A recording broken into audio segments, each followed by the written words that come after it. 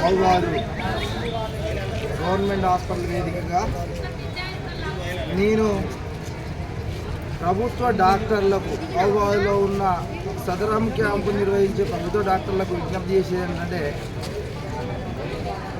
నిజమైన వికలాంగులు ఎవరుంటారో దీర్ఘకాలిక వ్యాధులు కావచ్చు, దీర్ఘకాలిక సమస్యలు కావచ్చు, దీర్ఘకాలికంగా కుటుంబానికో సమాజానికో తన వ్యక్తిత్వానికి పనిచేయనప్పుడు ఈరోజు మరి ప్రభుత్వం వికలాంగుల సదరం సర్టిఫికేట్ ఇచ్చి ఆదుకోవాల్సిన అవసరం ఉంటుంది.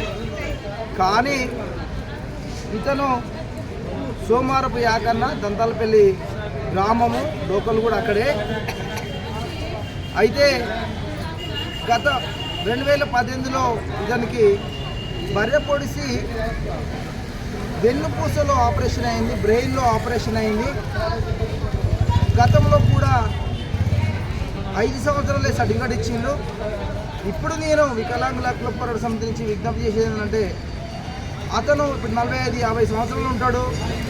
మరి ఎలాంటి దానికి కూడా ప్రభుత్వ ఉద్యోగాలకు అర్హుడు కాదు కాబట్టి అతనికి లైఫ్ లాంగ్ సర్టిఫికేట్ ఇచ్చి ఆదుకోవాలని డాక్టర్ గారిని అడిగినా కూడా నేను 5 సంవత్సరాల కన్నా ఎక్కువ ఇయ్యనంటాడు.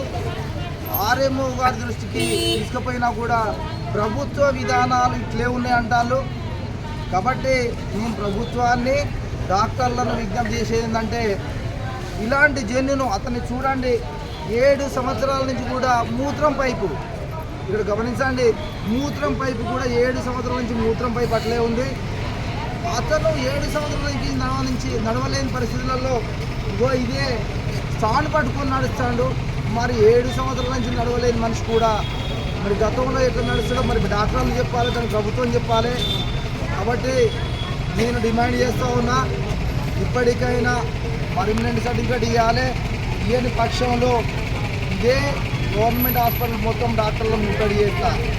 వికలాంగుల హక్కుల పోరాట సమితి రాష్ట్రం నుంచి డిమాండ్ చేస్తూ కోలిపాక శంకర్, వికలాంగుల హక్కుల పోరాట సమితి రాష్ట్ర ఉపాధ్యక్షుడు, ఉమ్మడి జిల్లా ఇన్ఛార్జ్.